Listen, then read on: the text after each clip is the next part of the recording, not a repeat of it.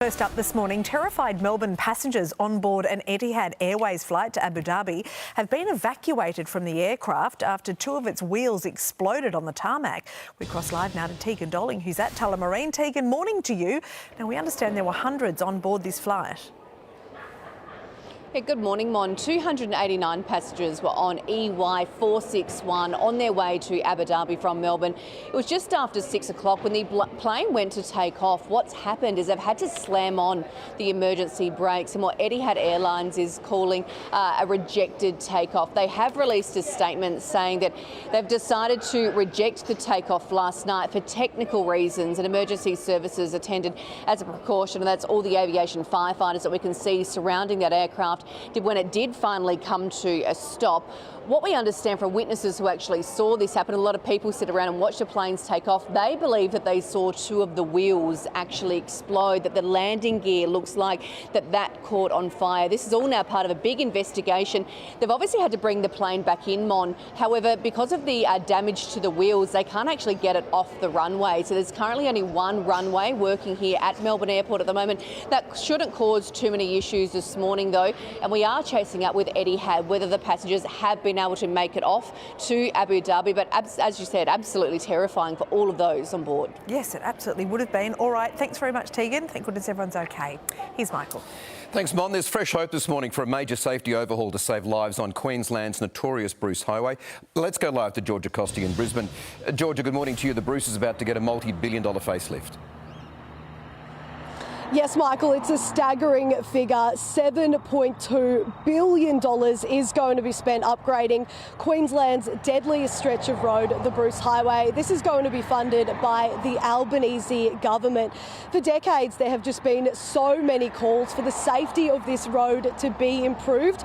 Right now, more than half of it fails basic safety standards. Last year, we actually saw 43 people die on the Bruce Highway. That's up significantly on previous years, and already this year it's only just begun, but sadly we've seen 2 people die already on the Bruce Highway. Now, priority works are going to start soon this year on those priority areas, and that includes things like improving the surface of the road, widening it, and also improving signage. But Michael, no doubt this will be really positive news for the hundreds of thousands of people who use this road each and every day. It is very much needed. All right, Georgia, thank you for that. All right, it's time for some more news now. Here's Sally. Good morning. Australia has reclaimed the Border-Gavaskar trophy for the first time in 10 years with a thrilling victory over India at the SCG. Live to Sunrise reporter Andrew McCormack in Sydney. Hello to you, Macca. It was an incredible win to close out an epic series. Oh, a real legacy piece for Pat Cummins and his captaincy, Sally. He now holds in Australia every bilateral trophy in world cricket. That to go along with the World Cup and, of course, the World Test Championship. So a real jewel in the crown for Pat Cummins and this Aussie side. A spicy series really right to the end. We wouldn't expect anything less between Australia and India, but this one really had an edge to it right across the summer, including Virat Kohli yesterday mocking sandpaper gates, his likely last ever test on Aussie soil. And his behaviour really in the last couple of tests, including his reaction to Sam Constas, is going to leave a bit of a bitter taste for Aussie cricket fans and tarnish his legacy just a little bit, at least here in Australia, given his actions in his final couple of test series here. India with not much sympathy for the 19-year-old Aussie who's played just the 2 tests. Australia wrapping their arms around the teenager, but India say it's all fair game. Doesn't really matter what we think. They set the rules, so obviously that's the standard that they're happy with. Look, it's a tough sport played by tough men. You can't be that soft. He had no right to be talking to Jasprit Bumrah when Usman Khwaja was taking time. He had no right and no business to be involved with Jasprit Bumrah. That was job for the umpire. Talking points right towards the end. There were news lines out of every single day, it seemed like, in this test match. So headlines absolutely everywhere. It really was one of the great ones, really, that we've seen since that 2005 Ashes series. This series will go right up there with one of these ones. But in terms of Australia, what's next? A lot of the players will need a well-earned rest now for a couple of weeks before that Sri Lankan test series starts at the end of January. Sal? Yep, they deserve it. All right, thanks for that, Macca.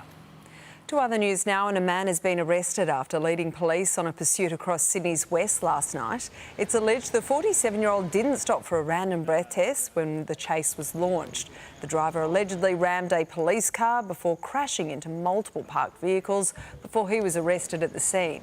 No officers were injured. A man has been charged with rape over an alleged attack on a Virgin Australia crew member in Fiji. The 24-year-old allegedly posed as a taxi driver, offering her a lift back to her hotel before raping the female crew member. He'll face court today. In a separate incident, a male Virgin crew member was allegedly assaulted outside Bar 1 nightclub in Nandi on the same night. The federal government has advised Australians to exercise normal safety precautions in Fiji. Firefighters south of Perth are battling an out-of-control bushfire threatening homes and the Rockingham General Hospital. The blaze started around 5 o'clock yesterday afternoon near the Rockingham Golf Club. Aerial support was called in and almost a dozen crews tackled the flames on the ground. A bushfire alert is in place for residents in the Calling Up and Hillman areas. The fire continues to move northeast. The team behind the iconic Magic Millions Carnival is scrambling to repair the raceway after a poisoning scandal. Live to Tamra Bow on the Gold Coast. Hello to you, Tamra. Now, an emergency turf transfer might just save the day here.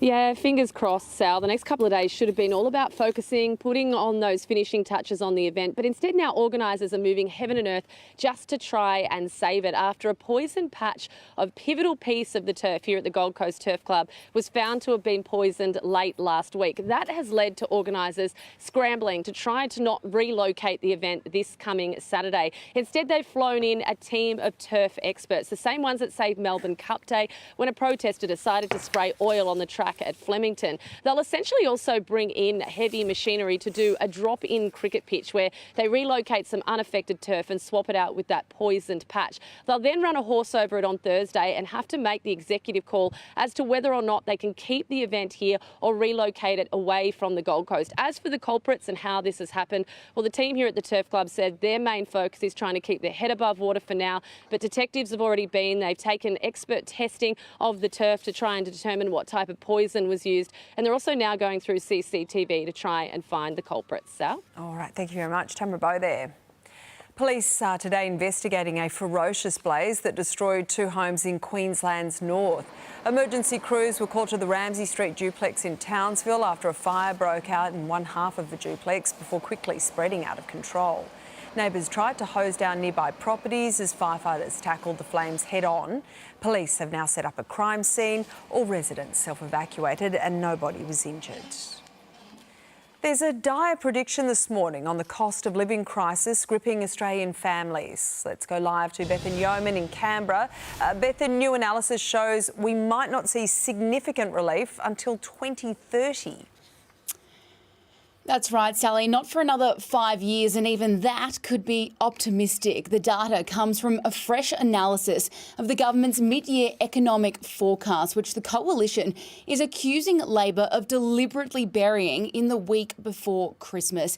It shows that over the past 2.5 years, Australians have experienced the worst fall in living standards on record, inflicted by inflation and interest rates. The projections reveal that by the time the election is called in the middle of the year, standards will still be 7% behind where they were when Labor came to power. The Treasurer is calling for optimism, saying the worst of the crisis is behind us. The coalition says it would take at least another 2 terms of Parliament for the damage to be erased. Sally? All right, thanks very much, Bethan. An Adelaide gender reveal party has left the hosts on the wrong side of the law, with police busting 4 people over a dangerous stunt. Live to Hayden Nelson at Ingle Farm. Hayden, police have laid charges. Take us through what happened here. Sally, this happened yesterday afternoon, Sunday afternoon, the right time of the day if you want to get your message out to the world that you're having a baby girl. Police say it was a 210-metre long skid mark left behind after this burnout and donut, which you can see was very distressing, particularly because it almost hit the pregnant mum, or at least appeared to on that video. Police were called in. They managed to track down those involved, 2 people aged in their 20s, as well as a 38-year-old woman when they caught up. up with them. They failed to answer police questions, police charging them with that offence. Later on, they also caught up with the 22-year-old driver who's been charged with dangerously operating a motor vehicle. Of course, the gender reveal burnout is a global phenomenon, particularly in Australia and in the United States. Only this time it's been particularly dangerous. Thankfully, no one was injured, and it has landed these people in some hot water. Sally? Yeah, all right. Thanks very much, Hayden Nelson there. Australia is facing a tradie deficit with 27,000 less apprentices, trainees and non-trade labourers working in construction, electrical and automotive roles than in 2023. The construction sector is now calling on the Albanese government to extend their efforts beyond funneling $1.5 billion into fee-free TAFE courses. Non-trade workers like labourers and machine operators have dropped by 25,000 since 2023.